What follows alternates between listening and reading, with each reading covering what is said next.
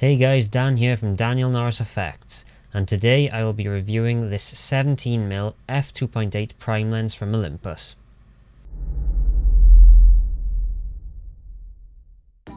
This is a micro 4/3 lens which can be found reasonably cheap online, going for around £110 on eBay.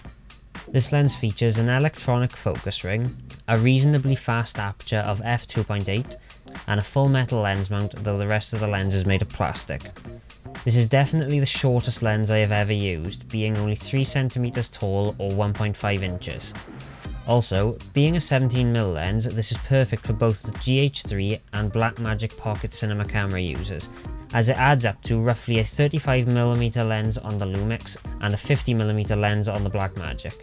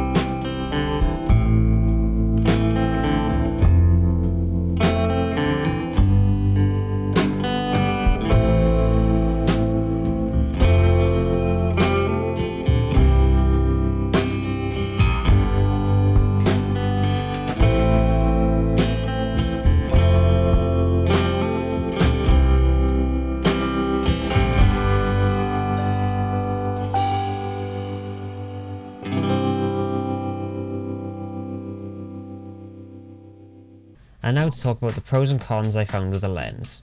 Because this lens doesn't have a lot of features, I only have one real pro worth mentioning, and that pro is the close minimum focus distance. Unlike a lot of lenses I have used lately, this lens features a very close, almost macro minimum focus distance of 0.2 meters or 0.67 feet, making this a very versatile lens, especially for outdoor shooting. And now we come to the cons. Con number 1, the infinite focus ring. The focus ring on this lens is electronic and does not stop when you reach the end of the focus throw.